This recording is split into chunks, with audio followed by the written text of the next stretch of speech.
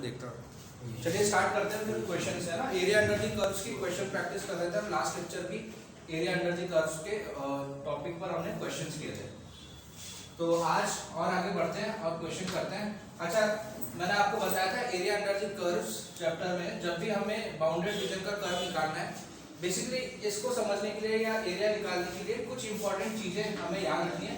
पहली बात, सबसे पहले तो हमें स्केच बनाना है ना, रफ स्केच बनाओ। सबसे पहले जो भी आपको कर्व्स गिवन है उसका स्केच तैयार करिए, और स्केच बना करने के बाद पॉइंट ऑफ इंटरसेक्शन निकालिए। पॉइंट ऑफ इंटरसेक्शन निकालिए। ये कुछ इंपॉर्टेंट चीजें हैं जो हमें एरिया निकालने के लिए ध्यान रखनी होती है। रफ स्केच अगर हम बना लेंगे तो बहुत इजीली हम एरिया फाइंड आउट कर सकते हैं। और तीसरा, बाउंडेड रीजन। बाउंडेड रीजन, ठीक है ना। तो ये तीन चीजें हमें, जब भी एरिया का क्वेश्चन आता है तो ये तीन चीजें हमें ध्यान रखनी है। रफ स्केच बनाना है, उसके बाद पॉइंट ऑफ इंटरसेक्शन निकालना है, और फिर वो बाउंडेड रीजन जो घिरा हुआ एरिया है। जैसे कि मान लो ये एक पैराबोला है, मान लो ये एक पैराबोला है, मान लीजिए ये है y = x², ठीक है। और एक स्ट्रेट लाइन यहाँ से गुजर रही है, ऐसे ऐसे एक स्ट्रेट लाइन गुजर रही है ना, ये स्ट्रेट लाइन y = x मान लो। तो अब ये बताओ, ये पैराबोला और ये लाइन, तो इस लाइन ने इस कर्व को कहाँ पे कट किया है? एक तो ये वाला पॉइंट दिख रहा है और एक ये वाला पॉइंट दिख रहा है ना, यहाँ कट किया है। तो समझ में आ गया कौन सा एरिया निकालना है हमें? ये वाला एरिया। समझ में आ रहा है ना। तो इस रीजन का एरिया हम कैसे निकालेंगे, ये सब हम एरिया अंडर दी कर्व्स। तो पहले सबसे पहले आपको ऐसे ही दिया होगा कि find the area bounded by the region y = 2x² दे रखा होगा एंड y = x दे रखा होगा। तो समझ में आ जाएगा ये क्या है, ये क्या रिप्रेजेंट कर रहा है, ये पैराबोला रिप्रेजेंट कर रहा है। तो फटाफट हम पैराबोला बना लेंगे, है ना। रफ स्केच बनाना पड़ेगा अपन। रफ स्केच नहीं बनाएंगे तो कैसे आइडिया आएगा हमें कहाँ कौन सा एरिया, कौन से रीजन का एरिया फाइंड आउट करना है। तो सबसे पहले रफ स्केच बनाना है, फिर आपको पॉइंट ऑफ इंटरसेक्शन दिख रहा है, पॉइंट कहाँ पर वो एक दूसरे को कट करेंगे, यानी कॉमन पॉइंट कौन कौन से होंगे। तो ये दिख रहा है डायग्राम से, ग्राफ से दिख रहा है, ये हो गया, ये हो गया एक तो वो कॉमन पॉइंट, और एक पॉइंट ये हो गया। जैसे ही common point, point of intersection निकाले तो हमें पता चल जाएगा कि एरिया कौन सा निकाला, ठीक है ना।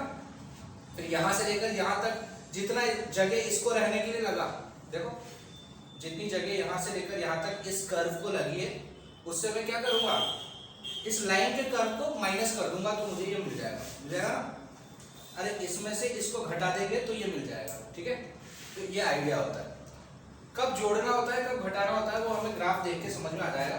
आपको ये तीन चीजें याद रखनी है, बाउंडेड रीजन एंड मतलब रीजन फाइंड आउट आप इजीली कर सकते हो जैसे ही आप पॉइंट ऑफ इंटरसेक्शन निकालोगे, ठीक है। तो चलिए क्वेश्चन करते हैं। सो आज का फर्स्ट क्वेश्चन है, find the area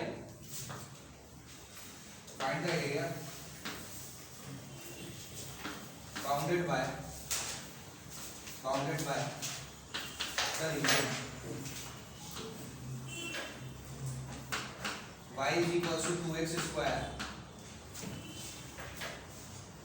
and y = 2x.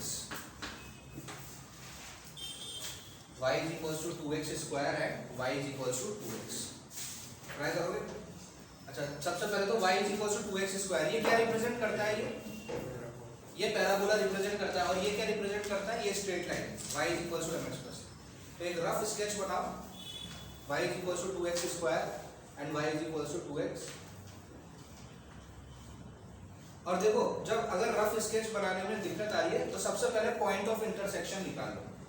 Point of intersection आप देखो, y 2x² के भी बराबर है, y 2x के भी बराबर है, तो कॉमन पॉइंट होगा तो दोनों बराबर होंगे। तो पॉइंट ऑफ इंटरसेक्शन निकाल लेंगे हम। पॉइंट ऑफ इंटरसेक्शन कैसे निकलेगा भाई? पॉइंट ऑफ इंटरसेक्शन कैसे निकलेगा? दोनों को बराबर कर देते हैं। ये देखो, y = 2x² भी है और y = 2x भी है, तो कौन, इसका मतलब तो यही होगा ना, फिर 2x² 2x के बराबर होगा, है ना। तो 2x² = 2x होगा, तो मैं लिख सकता हूँ 2x² - 2x = 0। तो यहाँ से 2x कॉमन आ गया, तो x - 1 = 0। तो या तो x 0 होगा या फिर 1 होगा क्या? देखो x की वैल्यू तो 0 होगी, और अगर x माइनस 1 0 होगा तो x का वैल्यू 1 होगा। तो या तो x का वैल्यू 0 होगा या फिर 1 होगा। इतना आया समझ में? अब ये बताओ कि अगर x का वैल्यू 0 होगा तो y का वैल्यू क्या होगा? दोनों में से किसी में भी डालो, क्या मिलेगा? हाँ, जब x का वैल्यू 0 होगा तो y का वैल्यू क्या मिलेगा? 0। और जब x का वैल्यू 1 होगा तो y का वैल्यू क्या होगा? हाँ, y का वैल्यू तब हो जाएगा 2। तो पॉइंट ऑफ इंटरसेक्शन क्या क्या आ गए मेरे? एक तो आ गया 0,0 और एक आ गया 1,2। तो 0,0 एंड 1,2 ये वो पॉइंट हो गए जहां पे वो एक दूसरे को मिलेंगे या कट करेंगे। अब बनाते हैं ग्राफ। देखो, तो y बराबर 2x स्क्वायर क्या रिप्रेजेंट कर रहा है? पैराबोला। अपवर्ड्स की डाउनवर्ड्स? ऊपर की तरफ बनेगा कि नीचे की तरफ? क्यों ऊपर की तरफ क्यों बनेगा? अगर x स्क्वायर के साथ पॉजिटिव टर्म मल्टीप्लाई हो रही है तो कैसा पैराबोला बनेगा? ऊपर की तरफ। और अगर यहाँ नेगेटिव नंबर होता तो क्या होता? नीचे की तरफ। तो y बराबर 2x स्क्वायर वैसे ही बनेगा जैसे y बराबर x स्क्वायर बनता है, बस थोड़ा सा फैलता जाएगा, है ना? तो ये y बराबर 2x स्क्वायर, ठीक है, यार मेंशन कर देता हूँ, ये है मेरा y बराबर 2x स्क्वायर। और y बराबर 2x कैसे लाइन? स्ट्रेट लाइन यहाँ से गुजरेगी तो ये ऐसी जाएगी। देखो y बराबर 2x, ये हो गई वो स्ट्रेट लाइन, ठीक है। अब बताओ पॉइंट ऑफ इंटरसेक्शन आपने निकाल लिया, क्या आया पॉइंट ऑफ इंटरसेक्शन? देखो 0,0 एंड 1,2 कहाँ दिखाऊंगे? ये तो रहा 0,0, समझ में आ रहा है? अरे समझ में आ रहा है ना? ये पॉइंट ऑफ इंटरसेक्शन हो गया 0,0 और ये क्या हो गया? ये वाला क्या हो गया? 1,2 हो गया। तो अब आपको ये समझ में आ गया कि किस रीजन का एरिया निकालना है हमें? इस रीजन का निकालना है। इतना आ गया समझ में? यहां से लेकर यहां तक का एरिया हमें निकालना है, ठीक है। अच्छा, अब एरिया मैं निकालना चाहता हूं, x के रेस्पेक्ट में भी निकाल सकता हूं, y के रेस्पेक्ट में भी निकाल सकता हूं। अब मुझे ये बताओ, अगर मैं x के रेस्पेक्ट में निकालना चाहूंगा तो कहां से कहां तक है x? x कहां से कहां तक है? 0 से लेकर 1 तक, है ना? अरे x ऑर्डर पेयर में हमेशा पहले कौन आता है? x, बाद में कौन आता है? y। तो x के रेस्पेक्ट में करना चाहता हूं तो कहां से कहां तक करूंगा? और अगर y के रेस्पेक्ट में करना चाहूं तो कहां से कहां तक होगा? 0 से 2। लेकिन हम किसके रेस्पेक्ट में करेंगे? आपकी चॉइस है, किसी भी रेस्पेक्ट में कर सकते हो, लेकिन मैं x के रेस्पेक्ट में करना चाहता हूं। अच्छा, कभी भी एरिया जैसी चीज नेगेटिव आ सकती है क्या? एरिया हमेशा पॉजिटिव क्वांटिटी। अगर कैलकुलेशन में कभी एरिया नेगेटिव भी आ रहा है तो उसका इलाज क्या है? मॉड लगा देते हैं, है ना? मॉड से क्या होता है कि अगर कुछ नेगेटिव भी आ रहा होगा तो भी वो पॉजिटिव हो जाएगा, है ना? अरे एरिया कभी नेगेटिव नहीं हो सकता ना? कभी देखा -5 स्क्वायर फुट? ऐसा कभी नहीं सुना। जगह जितनी चाहिए आपको रहने के लिए वो हमेशा पॉजिटिव क्वांटिटी, ठीक है ना? तो मुझे निकालना है इसका एरिया। तो इसका एरिया मैं ऐसे पर देख सकता हूं कि 0 से लेकर 1 तक मुझे निकालना है। तो 0 से लेकर 1 तक निकालना है तो क्या इंटीग्रेशन कर देते हैं? कहां से कहां तक? 0 से लेकर 1 तक। या फिर क्या कर सकते थे? 0 से लेकर 2 तक भी कर सकते हैं, लेकिन फिर किसके रेस्पेक्ट में करना पड़ेगा? y के रेस्पेक्ट में। हम क्या कर रहे हैं? x के रेस्पेक्ट में करना चाहते हैं। तो 0 से लेकर 1 तक इस लाइन ने, इस लाइन के एरिया से कर्व के एरिया को माइनस कर देता हूं तो मुझे क्या मिल जाएगा? ये। अरे देखो ना, यहां से लेकर यहां तक इस लाइन ने जितनी जगह ली है उससे मैं किसको माइनस कर रहा हूं? इस कर्व को। तो मुझे क्या मिल जाएगा? ये वाला पार्ट मिल जाएगा, ठीक है। तो 0 से लेकर 1 लाइन क्या है? अच्छा, मैं किसके रेस्पेक्ट में कर रहा हूं ये काम? x के रेस्पेक्ट में। तो यहां बाहर लिख देता हूं dx, ठीक है ना? dx भाई x के रेस्पेक्ट में तो dx ही लिखेंगे ना? हाँ, तो लाइन माइनस, अब y dx होता है तो y बराबर क्या दे रखा है? 2x। तो यहाँ 2x माइनस, यहाँ y कितना दे रखा है? 2x square. तो 2x माइनस 2x स्क्वायर का इंटीग्रेशन कर देना है हमें x के रेस्पेक्ट में। अगर आंसर नेगेटिव आ जाए तो ये लगा दिया मैंने मॉड। इतना आया बात समझ में? आप बोलोगे कि सर लाइन से कर्व को घटाऊं या कर्व को लाइन से घटाऊं? जिसको जिससे घटाना है घटाओ, मॉड लगा दो बस, है ना? सही बात है। आप बोलोगे नहीं मैं तो ये करना चाहता हूं, कर दे भाई। 2x स्क्वायर माइनस 2x भी कर सकते हैं, 2x माइनस 2x स्क्वायर भी कर सकते हैं, ठीक है ना? ये क्या लगा रखा है? ये मॉड मुझे क्या बता देगा कि मेरी अगर आंसर नेगेटिव भी आएगा तो भी ऑटोमेटिकली क्या हो जाएगा? पॉजिटिव हो जाएगा, क्योंकि area can not be negative. तो अब इसका इंटीग्रेशन कर देंगे। हाँ, 2x का इंटीग्रेशन क्या हो जाएगा? 2x स्क्वायर बाय 2 ऐसा हो जाएगा। अरे x का इंटीग्रेशन x की पावर n का इंटीग्रेशन क्या होगा, x की पावर n+1 अपॉन n+1। तो यहाँ x की पावर कितनी है 1, तो 1+1 2 अपॉन 2, ठीक है ना। तो ये हो गया 2x² 2 से 2 कैंसिल हो जाएगा, 2 से 2 कट जाएगा। 2x² का इंटीग्रेशन क्या हो जाएगा 2x³/3, है ना। तो ये हो जाएगा 2x³/3, ठीक है। इंटीग्रेशन हो गया। जब डेफिनेट इंटीग्रेशन करते हैं तो हम प्लस सी नहीं लिखते हैं, ये मैंने लेक्चर्स में बताया, प्लस सी लिखते हैं ना इनडेफिनेट इंटीग्रेशन में। जब लिमिट प्रोवाइडेड नहीं होती है तो प्लस कांस्टेंट लिखा जाता है, लेकिन जब लिमिट प्रोवाइडेड होती है तो वो डेफिनेट इंटीग्रेशन हो जाता है। मतलब हमें पता है कि कहाँ से लेकर कहाँ तक हमें इकट्ठा करना है, इंटीग्रेट करना है, तो तब हम क्या नहीं लिखते, प्लस सी लिखने की जरूरत नहीं होती। हाँ, तो x² - 2x³/3 इसका इंटीग्रेशन आ गया। अब क्या लगा दूंगा मैं यहाँ पर, लिमिट। अरे भाई 0 से लेकर 1 तक करना है ना, ठीक है। तो ये लिमिट को कैसे सॉल्व करते हैं, upper limit minus lower limit. तो दुनिया में जहां जहां x दिख रहा है वहां वहां पे पहले क्या रखूंगा 1। तो यहाँ पे जैसे ही 1 रखूंगा तो क्या आ जाएगा 1 का स्क्वायर। 1 का स्क्वायर कितना होता है 1। 1 माइनस यहाँ पे 1 रखूंगा तो क्या आ जाएगा 1। 1 का क्यूब 1 ही होता है। 1 मल्टीप्लाई बाय 2 2 डिवाइडेड बाय 3 2/3। तो ये हो गया 1 - 2/3। ये तो हो गया मेरा अपर लिमिट। अपर लिमिट फिर क्या करते हैं माइनस लोअर लिमिट। तो ये लगाया मैंने माइनस साइन, और लोअर लिमिट जब लगाऊंगा तो 0 लगाऊंगा यहाँ पे तो क्या आएगा 0 divided by any number 0, 0 divided by any number 0, तो 0 ही आ जाएगा, ठीक है ना। 1 में से 2/3 सब्ट्रैक्ट करूंगा तो कितना आएगा 3 - 2 डिवाइडेड बाय 3, तो 1/3 स्क्वायर यूनिट्स मेरा आंसर आ गया। स्क्वायर यूनिट्स ना, मतलब स्क्वायर क्या बता रहा है, एरिया क्षेत्रफल हमेशा कैसा होता है स्क्वायर में होता है ना, length into breadth, metre square, या तो सेंटीमीटर में तो सेंटीमीटर का स्क्वायर, मीटर में तो मीटर का स्क्वायर। तो पता नहीं है क्या यूनिट, तो यहाँ पे लिख देते हैं स्क्वायर यूनिट्स, ठीक है। इतना आ गया समझ में, इजी है ना। तो बेसिकली अच्छा, अब y के रेस्पेक्ट में करना चाहता है तो मुझे इस पूरे सवाल को y में घुमाना होगा, है ना। लेकिन हम x के रेस्पेक्ट में करें, ठीक है। इस तरीके से एरिया वाले सवाल करते हैं। बाउंडेड रीजन निकाला है आपको कुछ, ये बहुत इंपॉर्टेंट शेप देखो, parabola, circle, line, exponential function, reciprocal function, square root function. Function में 11th में मैंने आपको बताया ना कैसे ग्राफ बनाते हैं, मॉड्यूलस फंक्शन। ये 7-8 प्रकार के फंक्शन, इनके ग्राफ हमें आने चाहिए। अगर इनके ग्राफ हमें आते होंगे तो काफी आसान है ये टॉपिक, ग्राफ बनाना आना चाहिए। ग्राफ से ही पता चलेगा ना आपको, अरे मन से थोड़ा देख के थोड़ा ना पता चलेगा कि कहाँ का एरिया निकालना है। तो जब आप ग्राफ बनाओगे तब जाके आपको पता चलेगा कि हाँ ये जगह का एरिया निकालना है, तो इससे इसको घटा देते हैं, ठीक है। चलिए नेक्स्ट क्वेश्चन डिस्कस करेंगे, लिख लो फटाफट।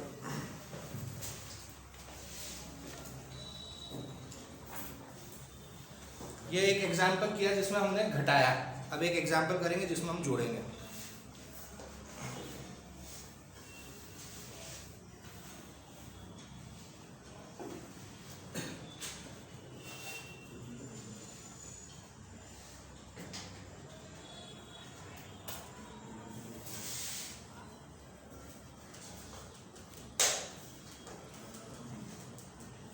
वन बाय 3 आ जाएगा ना।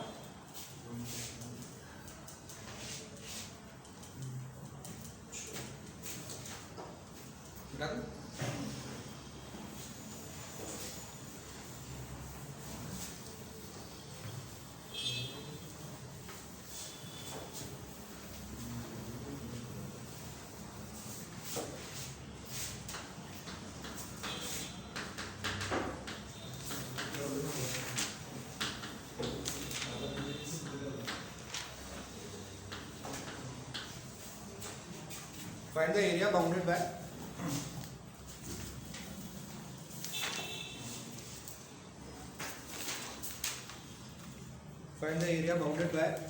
the curve x² plus y² is equals to 8 and y² is equals to 2x and y² is equals to 2x।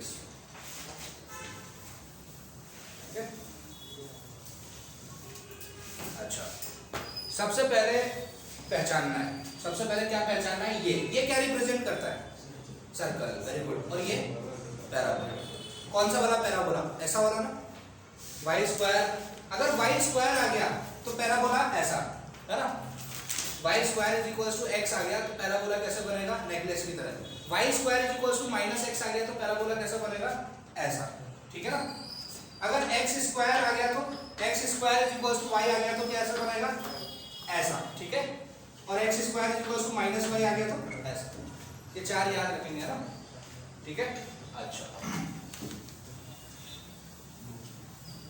तो x square plus y square is equal to 8 circle represent कर रहा है और y square is equal to 2x parabola represent कर रहा है। तो एक दिमाग में ना आइडिया तो आ गया है कि ग्राफ कैसा बनेगा, रफ आइडिया आ गया है।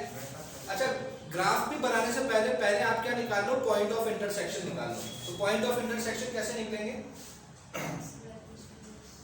ये y square is equal to 2x यहाँ पे पटक दिया, है ना।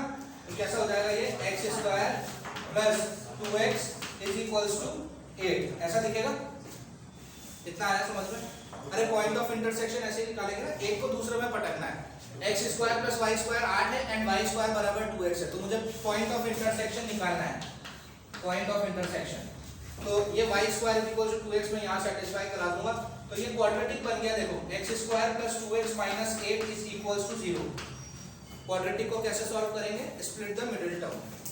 तो x square plus 4x minus 2x minus 8 is equal to 0। Factorise करके x common x plus 4 minus 2 common x plus 4 is equal to 0। तो यहाँ से आया x minus 2 x plus 4 is equal to 0। तो यहाँ से आया x का वैल्यू या तो 2 होगा या फिर माइनस 4 होगा। चेक करो, x का वैल्यू या तो 2 आएगा या फिर माइनस 4 आएगा। अगर 2 होगा तो y का वैल्यू क्या होगा, डालो यहाँ पर 2 को 2 से मल्टीप्लाई करूंगा तो क्या आएगा 4। तो y स्क्वायर का वैल्यू क्या आया 4, तो y का वैल्यू क्या होगा प्लस माइनस 2। देखो देखो ध्यान से, y square is equal to, अगर x का वैल्यू 2 है तो 2 2 जा 4। किसी भी चीज का स्क्वायर अगर कुछ होता है तो उसकी कितनी वैल्यूज आती है, 2 आती है। y स्क्वायर 4 है तो y की वैल्यू क्या होगी प्लस माइनस 2। तो यानी मैं समझ गया कि अगर x की वैल्यू 2 लूंगा तो y की मुझे कितनी वैल्यू मिलेगी, 2 मिलेगी। तो x की वैल्यू 2 पर y क्या होगा, 2 भी होगा और माइनस 2 भी होगा। सही बात है। हाँ अब आओ इधर, x की वैल्यू जब माइनस 4 होगी तो y स्क्वायर कितना हो जाएगा, माइनस 8 हो जाएगा। क्या कभी ऐसा हो सकता है, क्या कभी किसी भी चीज का स्क्वायर नेगेटिव हो सकता है, असंभव। तो ये क्या कर दूंगा मैं, इम्पॉसिबल। यानी जब x की वैल्यू माइनस 4 होगी तो दुनिया में मुझे कोई रियल पॉइंट नहीं मिलेगा y का, नहीं मिलेगा ना। x की वैल्यू माइनस 4 पे y रियल नहीं मिल रहा है तो क्या बोलूंगा, इम्पॉसिबल। कि x की वैल्यू माइनस 4 पे y नहीं मिल सकता, रियल नहीं मिल सकता। तो सिर्फ क्या मिले मेरे को, पॉइंट ऑफ इंटरसेक्शन। x की वैल्यू 2 पर y 2 भी आ रहा है माइनस 2 भी आ रहा है, तो मैं इसको कैसे लिख सकता हूँ 2,2 एंड 2, माइनस 2 ऐसे लिख सकता हूँ, है ना। अब बनाते हैं ग्राफ। देखो अब आते हैं ग्राफ बनाने की बारी। सबसे पहले तो x square plus y square बराबर 8 को मैं स्क्वायर के फॉर्म में कैसे लिख सकता हूँ, 2√2 का स्क्वायर, है ना। अरे ऐसे लिख सकता हूँ ना, देखो x square plus y square is equal to 2√2 का स्क्वायर है ना 8, है कि नहीं। तो ये चीज क्या मिल गई है मुझे, तो रेडियस मिल गया सर्कल का, है ना। अरे ग्राफ बनाऊंगा ना, पहले तो सर्कल बनाऊंगा। यहाँ पे कंपास रखा होगा, कितनी दूरी का रखा होगा, 2√2 दूरी का, है ना। 2√2 दूरी का कंपास रख के मैंने ऐसे सर्कल बना दिया। समझ में आ गया, ठीक है। ये पॉइंट बताओ मेरे को, ये क्या है, अरे 2√2,0 है। ये क्या है, माइनस 2√2,0 है ना। हमें थोड़ा अजीब सा बन गया क्या भाई, मेरी ड्राइंग थोड़ी ऐसी है, आप मान लो ये सर्कल है, दिख रहा है सर्कल जैसा, ठीक है भाई, अच्छी बात है। अब y स्क्वायर बराबर 2x, कैसा पैराबोला, यहाँ वाला कि यहाँ वाला, यहाँ वाला। y स्क्वायर बराबर x, y स्क्वायर बराबर x कैसे बनता है, x स्क्वायर y बराबर x स्क्वायर ऐसे बनता है, और x y स्क्वायर बराबर x कैसा बनेगा, ऐसा बनेगा ना। बात आ रही है समझ में, नहीं ये नहीं आया समझ। y स्क्वायर बराबर x वाला पैराबोला ऐसा, अगर y स्क्वायर बराबर माइनस 2x लिखा होता तो कैसा बनता, ऐसा बनता है ना। अगर y स्क्वायर की जगह x स्क्वायर बराबर y होता तो कैसा बनता, ऐसा बनता, और x स्क्वायर बराबर माइनस y ऐसा बनता। 4 पॉसिबल ओरिएंटेशन होते हैं, कितने होते हैं 4, ऐसा ऐसा ऊपर नीचे 4, ठीक है ना। ये क्या रिप्रेजेंट कर रहा है, वाई स्क्वायर बराबर 2x। अब आपको ये तो समझ में आ ही गया होगा कि अच्छा point of intersection, point of intersection कहाँ कहाँ, ये आ गया, ये क्या है, ये कौन सा पॉइंट है, अरे positive x axis positive y axis, तो ये जाहिर सी बात है ये क्या होगा, ये होगा 2,2, सही बात है। और ये क्या होगा 2,-2, ठीक है ना। अच्छा अच्छा देखो ध्यान से देखो, ये 2 है ना, ये 2 है, ये यहाँ पर अगर मैं टेंजेंट ड्रॉ कर दूं तो ये 2 है, अरे ये सिंपल सी बात कर रहा हूँ, ये चीज क्या है 2 है, ये है 0, ये है 2 और ये क्या है 2√2, समझ में आ रहा है, साधारण सी बात है। अब मुझे ये बताओ, अब मुझे बताओ एरिया कहाँ कितना रीजन हमारा काम आ गया, कहां से लेकर कहां तक का, ये वाला पूरा रीजन काम आ गया हमारे लिए।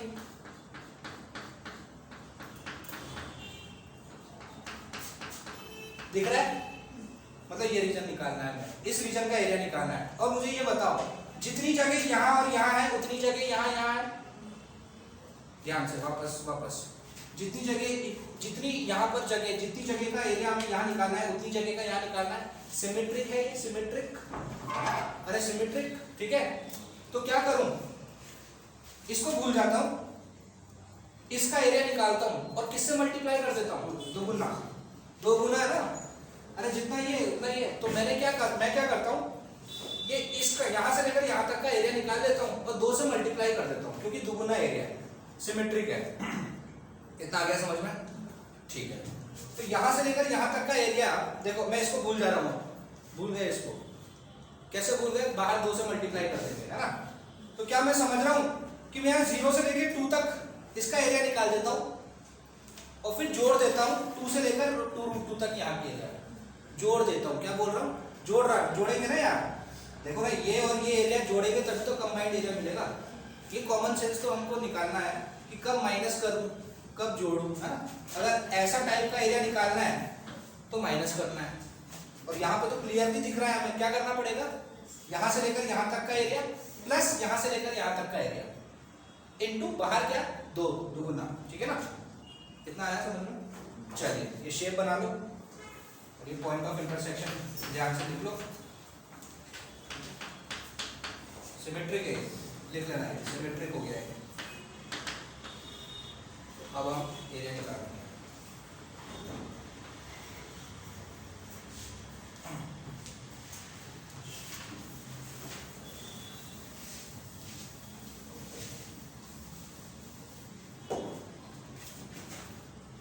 इसको नाम दे देते हैं O A,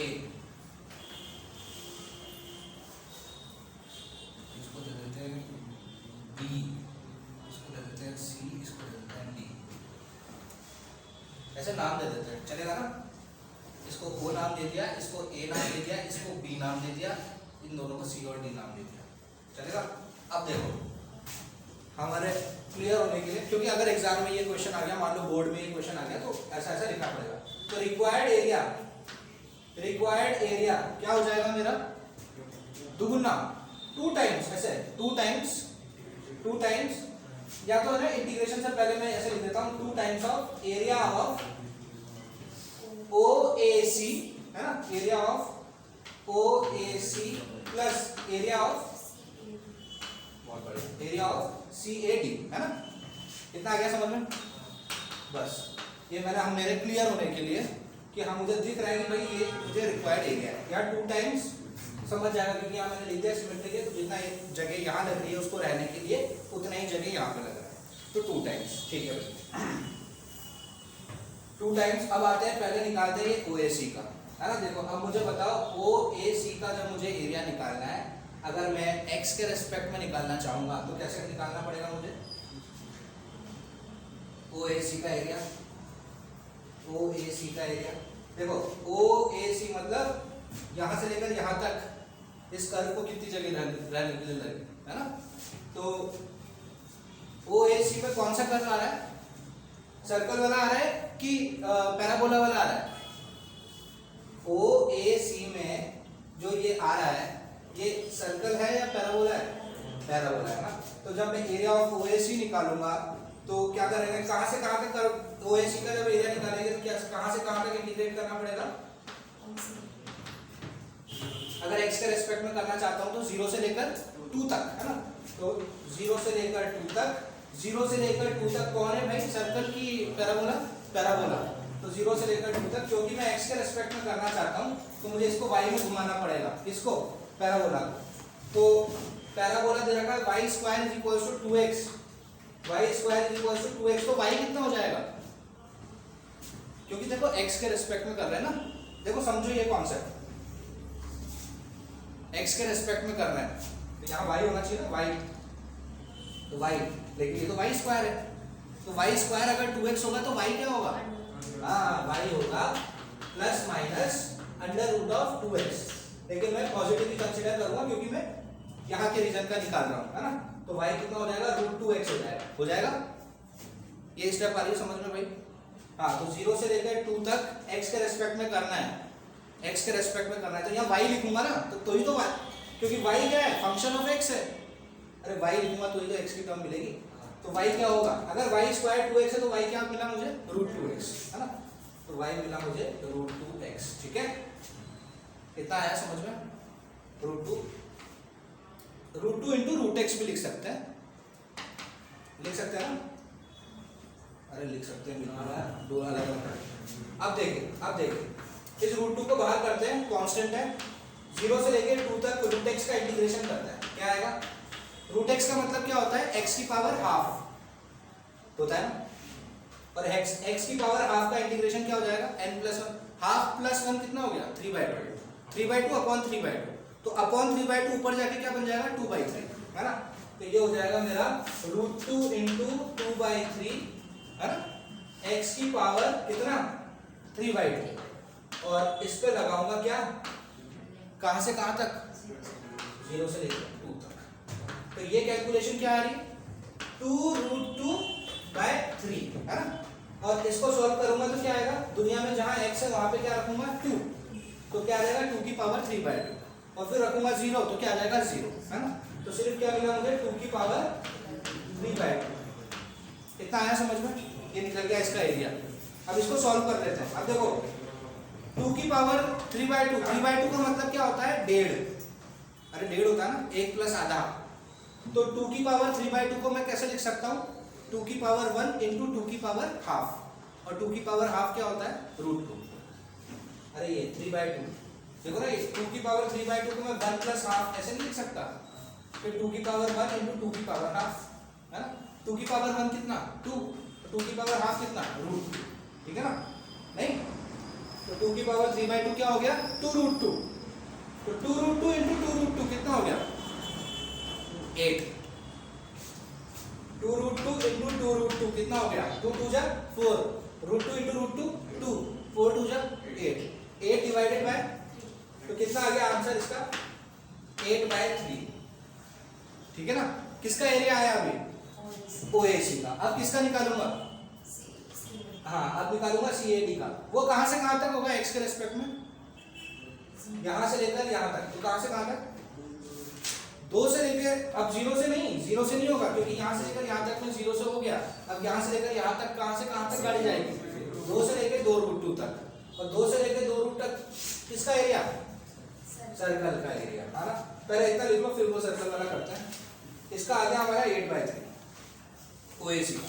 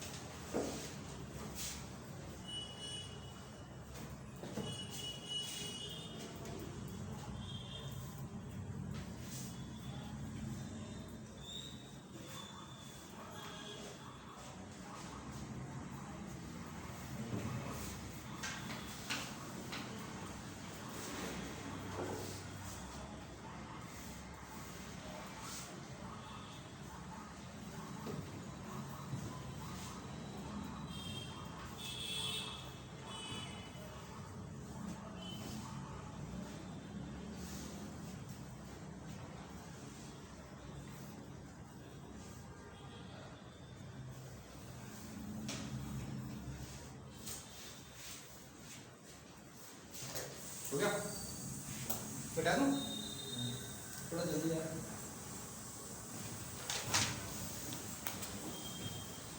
हाँ 8/3 आ गया ना। बाद में हमें क्या करना है, इसका और उसका निकालने के बाद बाहर भूलना नहीं है, किससे मल्टीप्लाई कराना है, 2 से, वो याद रखेंगे हम। 8/3 इसका आ गया। चलिए इसको मिटा दिया, याद लिख लेते हैं 8/3 आया था हमारा उसका। अच्छा अब आएंगे एरिया ऑफ CAD। तो CAD का एरिया निकालने के लिए इंटीग्रेशन कर देंगे कहां से कहां तक, 2 से लेकर 2√2 तक, 2 से लेकर 2√2 तक। हाँ 2 से लेकर 2 तक कौन आ रहा है, सर्कल है ना, सर्कल का पार्ट। अब सर्कल यहाँ मैं x के रेस्पेक्ट में कर रहा हूँ, तो ये y क्या होगा बताओ, ये देखो x² + y² बराबर कितना है, 8 है। तो y² कितना हो जाएगा, 8 - x²। तो y कितना हो जाएगा, हाँ प्लस माइनस, लेकिन मैं प्लस लूंगा क्योंकि ऊपर का निकाल रहे हैं ना। तो y कितना हो जाएगा, √8 - x²। ये आ गया समझ में, है? तो यहाँ पे डाल रहे हैं ये स्टेप, यही थोड़ी सी समझने वाली स्टेप बस यही है। क्योंकि अगर मैं यहाँ देखो पहले ही ना, सबसे पहला काम क्या करना है, लिमिट। अगर लिमिट लगा रहे हो x की तो किसके रेस्पेक्ट में करना पड़ेगा, x के रेस्पेक्ट में। तो सबसे पहले तो लिमिट लगाया और मैंने यहाँ dx लिखा, और जैसे ही लिमिट लगा के dx लिख रहा हूँ तो मुझे क्या ढूंढ के लेके आना है, y, है ना। तो y, अच्छा अब मेरा y कितना हो गया यहाँ पर सर्कल वाला, हाँ तो y की जगह मैं लिखूंगा √8 - x²। अब यहाँ पर काम आते हैं आपके स्टैंडर्ड रिजल्ट, इनडेफिनेट इंटीग्रेशन के फॉर्मूलेज। अगर वो याद नहीं होंगे, याद नहीं रहेंगे तो काफी गड़बड़ हो जाएगी। तो इसकी शक्ल किसके जैसी मिल रही है, इंटीग्रेशन ऑफ a² - x² की तरह। दिख रहा है कि नहीं दिख रहा है, दिख रहा है, a² - x²। 8 को स्क्वायर के फॉर्म में कैसे लिखूंगा, 2√2 का स्क्वायर, अभी अभी बात करी थी ना। हाँ तो a² - x² का इंटीग्रेशन अंडर रूट में होता है x/2 इंटू वैसे का वैसा। ये मैंने याद करने की टेक्निक भी बताई थी आपको लेक्चर्स में। क्या लिखते हैं, x/2 इंटू वैसे का वैसा जैसा है, plus a²/2 into sine inverse xy है। और साइन इनवर्स xy है, इसका ही फॉर्मूला होता है जब ये नीचे होता है, 1/√a² - x² का इंटीग्रेशन ये होता है। तो ये जब ऊपर है तो इसका इंटीग्रेशन ये होता है, ये याद रहना चाहिए। End of course plus constant लिखते हैं हम जब इंडेफिनिट की बात होती है। याद है, नहीं है तो याद रखना पड़ेगा यार, बिना फॉर्मूले याद रखे इंडेफिनिट इंटीग्रेशन करना थोड़ा मुश्किल, क्योंकि ये स्टैंडर्ड फॉर्म्स हैं और ये फॉर्म पे क्या रिजल्ट हम अप्लाई करते हैं ये याद रखना चाहिए, ठीक है। हाँ अब मुझे ये बताओ a का रोल कौन प्ले कर रहा है, नहीं 8 को स्क्वायर के जैसा बनाओ, 2√2 प्ले कर रहा है a का रोल। इतनी आई बात समझ में। 8 को मैं स्क्वायर के जैसा लिखूंगा ना, 2√2 लिखना पड़ेगा ना ऐसा। अब ये दिख रहा है, अब बताओ a का रोल कौन प्ले कर रहा है, 2√2। अब लिखो इसको x/2 into as it is, मतलब वही चीज लिख देता हूँ 8 - x² प्लस